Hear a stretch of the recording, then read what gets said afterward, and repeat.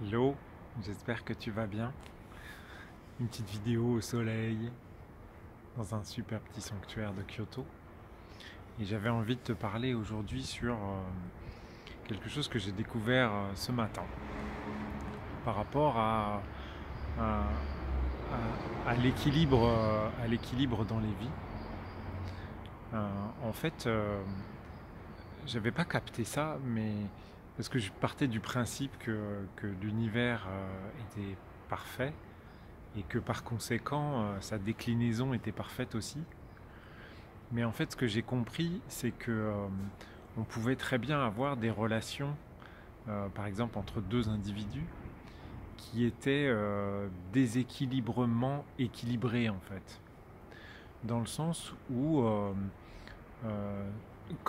à chaque fois qu'il y a une interaction entre deux individus, on a la possibilité d'échanger un certain nombre de choses, pas que dans la 3D, mais aussi d'un point de vue énergétique et autres, pour entre autres libérer certaines énergies ou pour en recevoir. Et ce que je me disais en fait, c'était que cet échange-là était équilibré. Et en fait, ça me posait un souci parce que j'avais le sentiment que dans certaines relations, pour être un peu direct, je prenais plus que ce que je donnais, ou parfois même inversement. Et je me disais, dans ce cas-là, il faut que la relation dure pour que je puisse un peu m'acquitter je reçois beaucoup, mais j'ai le sentiment de ne pas donner beaucoup ou de ne pas échanger beaucoup. Donc je reste en fait un peu pour faire en sorte de m'acquitter de ma dette en fait. Sauf qu'à un moment donné, ce que j'ai compris, c'est qu'effectivement, comme on a le libre arbitre, euh, l'autre va avoir un comportement qui est complètement aléatoire, enfin, qu'on peut pas, qu'on peut pas anticiper, qu'on peut pas prévoir. Et par conséquent, si on commence à se dire, tiens, je vais vouloir équilibrer cette relation-là parce qu'elle me semble déséquilibrée, en fait, euh, on rentre dans un schéma qui peut être un schéma de dépendance ou un schéma lié à l'ego en fait. C'est-à-dire un peu, si la personne me donne 10, il faut que je rende 10 quoi, ou voire plus, enfin en fonction de l'équilibre qu'on peut ressentir.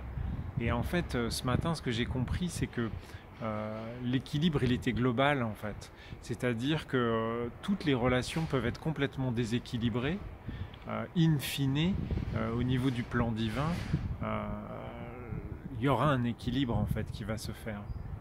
Et ça, alors peut-être que moi je le découvre, que je suis un nain de jardin et que j'aurais pu, et que tu l'avais découvert avant, mais en fait pour moi ça change beaucoup de choses dans le sens où il y a une part d'acceptation, tu vois, une part de lâcher prise par rapport aux relations qu'on peut avoir avec les autres. C'est aussi accepter de recevoir plus que ce qu'on a l'impression de donner, même si peut-être que c'est qu'une illusion, hein. Peut-être que peut-être qu'il y a un vrai équilibre, mais dans la perception qu'on en a en tout cas.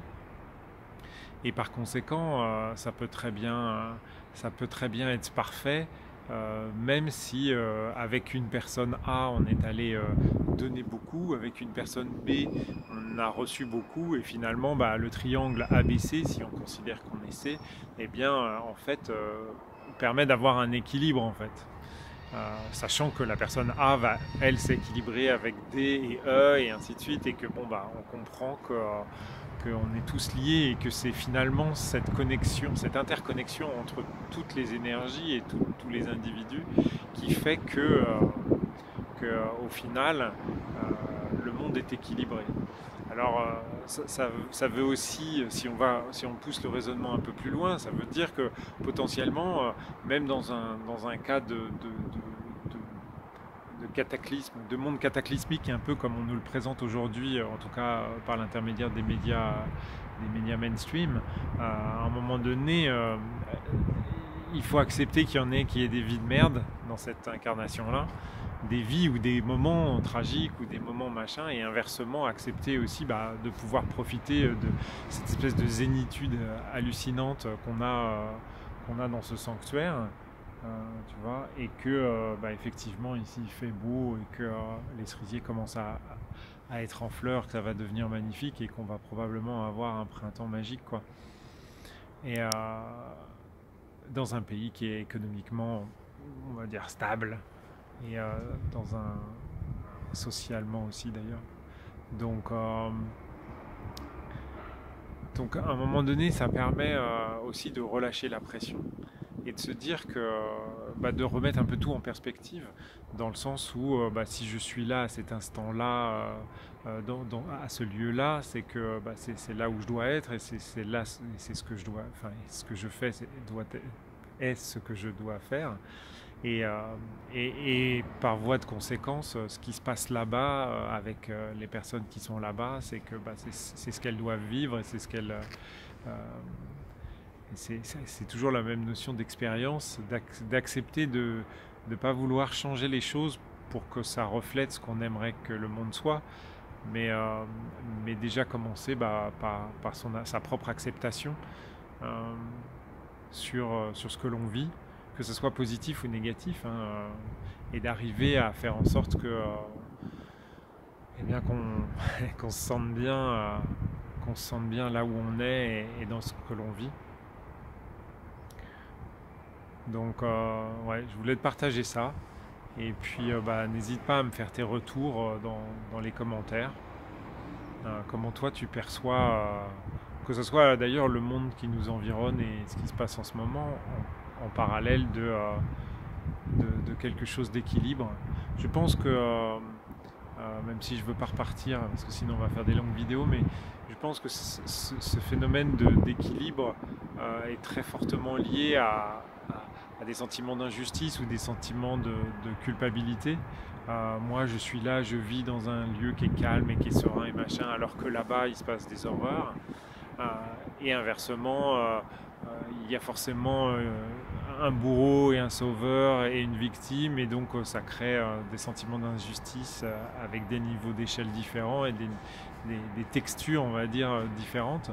Et par conséquent, ça alimente une certaine mécanique qui voudrait que le monde tourne comme une horloge. Mais en fait, le monde dans son ensemble tourne exactement comme une horloge. C'est juste que d'un point de vue plus microscopique, euh, il peut y avoir des déséquilibres en fait. Et alors c'est vrai que ça pose, c'est fou comme histoire parce que ça pose la problématique du monde holographique, c'est-à-dire que normalement on devrait l'équilibre global, on devrait le retrouver au niveau infinitésimal des vies de chacun. Mais encore le libre arbitre et le mouvement aléatoire des particules me tente à me dire qu'il y a un équilibre dans le déséquilibre et que il faut juste l'accepter en fait. Il faut juste l'accepter. Donc sur ces belles paroles, je vais te souhaiter une très belle journée ensoleillée en ce début de semaine. Et puis je te dis à très bientôt.